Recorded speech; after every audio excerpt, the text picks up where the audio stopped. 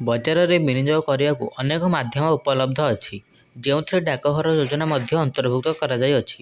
ଏହି ଯୋଜନା ଗୁଡ଼ିକରେ ବିନିଯୋଗ କରିବାରେ କୌଣସି ବିପଦ ରହିନଥାଏ। ଲକ୍ଷ ଲକ୍ଷ ଲୋକ ଡାକଘରେ ବିନିଯୋଗ କରିବାକୁ ପସନ୍ଦ କରନ୍ତି, କାରଣ ଏହା କୌଣସି ବିପଦ ବିନା ଭଲ ରିଟର୍ଣ୍ଣ ଦେଇଥାଏ। ଏହି ଭିଡ଼ିଓରେ ଆମେ ଆପଣଙ୍କୁ ଡାକଘରର ଏପରି ଏକ ଯୋଜନା ବିଷୟରେ କହିବାକୁ ଯାଉଛୁ, ଯାହା ଆପଣଙ୍କ ବୃଦ୍ଧାବସ୍ଥାରେ ଏକ ସହାୟକ ହୋଇପାରେ। ଏହି ଯୋଜନାର ନାମ ହେଉଛି ଗ୍ରାମ ସୁରକ୍ଷା ଯୋଜନା। ଏଥିରେ ବିନିଯୋଗ କରି ଲକ୍ଷ ଲକ୍ଷ ଟଙ୍କା ସଞ୍ଚୟ କରିପାରିବେ ଆପଣ। ଗ୍ରାମ ସୁରକ୍ଷା ଯୋଜନା କ'ଣ? ଆସନ୍ତୁ ଜାଣିବା। 19 ବର୍ଷରୁ 55 ବର୍ଷ ମଧ୍ୟରେ ଥିବା ଲୋକମାନେ ଏହି ଡାକଘର ଯୋଜନା ବିନିଯୋଗ କରିପାରିବେ। ଏହି ଯୋଜନାରେ ବିନିଯୋଗ ହେବାକୁ ଥିବା ଅର୍ଥ 10,000ରୁ 10 ଲକ୍ଷ ଟଙ୍କା ପର୍ଯ୍ୟନ୍ତ ହୋଇପାରେ। ମାସିକ, ଚୈତ୍ରିକ, ଅର୍ଦ୍ଧବାର୍ଷିକ ଏବଂ ବାର୍ଷିକ ଭିତ୍ତିକ ବିନିଯୋଗ କରାଯାଇପାରିବ। ଏହି ଯୋଜନାରେ ବିନିଯୋଗରେ 80 ବର୍ଷ ବୟସରେ ବୋନସ୍ ସହିତ ରିଟର୍ଣ୍ଣ ପାଇଥାଏ। ଯଦି ଜଣେ ବ୍ୟକ୍ତି 80 ବର୍ଷ ବୟସ ପୂର୍ବରୁ ମରିଯାଆନ୍ତି, ତେବେ ତାଙ୍କର ପୂରା ବିନିଯୋଗ ନାମାଙ୍କନକାରୀ ଫେରସ୍ତ ଭାବରେ ପାଇବେ, ଅର୍ଥାତ୍ ତାଙ୍କ ପୁଅ କିମ୍ବା ଝିଅ ପାଇବେ। ଡାକ ବିଭାଗର ଏହି ଯୋଜନାରେ ଏହିସବୁ ସୁବିଧା ଉପଲବ୍ଧ ଅଛି।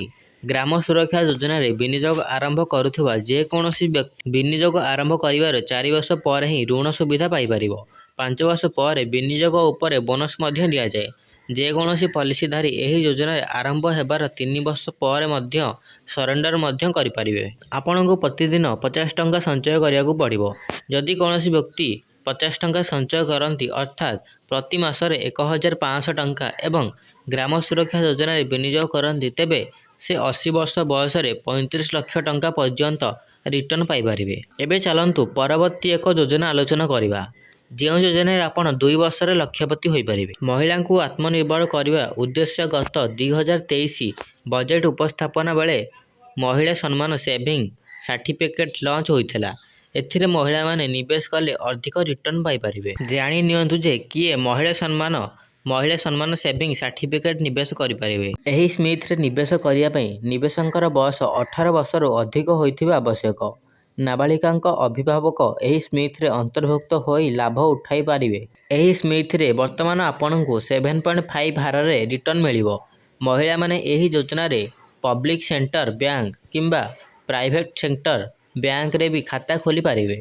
ଖାଲି ବ୍ୟାଙ୍କ ନୁହେଁ, ପୋଷ୍ଟ ଅଫିସରେ ବି ଏହି ଯୋଜନାରେ ଖାତା ଖୋଲିପାରିବେ। ବର୍ତ୍ତମାନ ଏହି ସ୍ମିଥରେ ଫିକ୍ସଡ ଡିପୋଜିଟ୍ କରିବା ଅପେକ୍ଷା ରିଟର୍ଣ୍ଣ ଅଫର କରାଯାଉଅଛି। ତେବେ ନିବେଶକଙ୍କ ସିନିୟର ସିଟିଜେନ୍ ହୋଇଥିଲେ ଅଧିକ ରିଟର୍ଣ୍ଣ ମିଳିବାର ପ୍ରାବଧାନ ରହିଅଛି।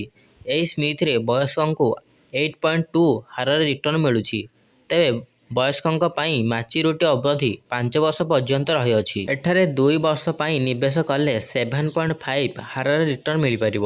ଏହାଛଡ଼ା 1 ବର୍ଷ ପରେ ନିବେଶର 40% ଆପଣ ଉଠାଇ ପାରିବେ। କୌଣସି ପରିସ୍ଥିତିରେ ଯଦି ନିବେଶକଙ୍କ ମୃତ୍ୟୁ ହେଉଛି, ତେବେ ବିନା କୌଣସି ଶୁଳ୍କରେ ଏହି ଆକାଉଣ୍ଟକୁ ବନ୍ଦ କରାଯାଇପାରିବ।